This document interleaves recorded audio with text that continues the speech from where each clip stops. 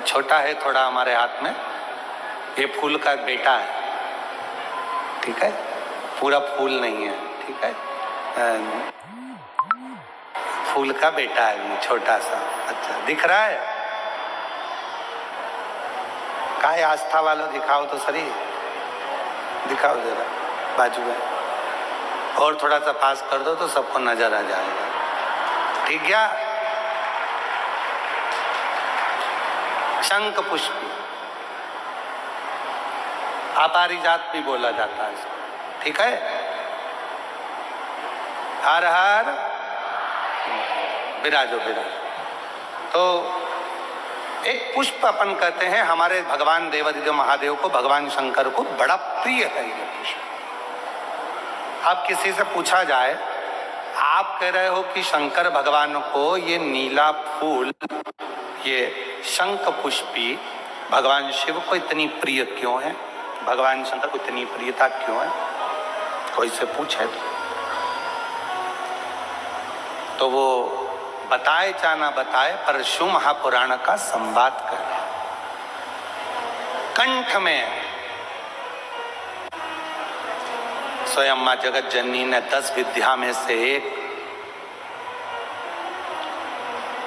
मां को याद किया, और मां तारा का एक स्वरूप मां सरस्वती के रूप में विराजमान हो गया। कंठ में रहने से विष की तपन के कारण,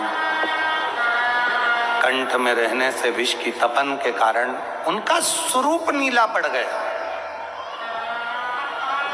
और जब उनका स्वरूप नीला पड़ गया तो भगवान देवादिदेव महादेव ने कहा,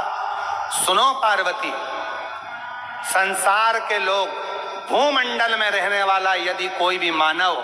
जिसकी विवेकता, बुद्धि, विचार, सोच, ज्ञान थोड़ा सा भी अगर उसमें कम है, तो वो नील सरस्वती का यदि आवाहन करे, मां नील सरस्वती स्तोत्र का पाठ करे, मां नील सरस्वती की स्मरण करे, तो उसकी विवेक, उसकी बुद्धि तीव्र होती है, श्रेष्ठ होती है। और सुनो पार्वती, यदि मान लो कोई नील सरस्वती का स्तोत्र का पाठ नहीं कर पाए, आराधना नहीं कर पाए, साधना नहीं कर पाए, स्मरण ना कर पाए, अगर कोई बच्चा एक शंख पुष्पी पुष्प को समर्पित कर कर जलाधारी पर, और 1 लोटा जल यदि वो समर्पित करता है, और उस जल का आचमन कोई बच्चा नित्य प्रति करता है, तो वो बच्चा धीरे धीरे विद्वत्ता धारण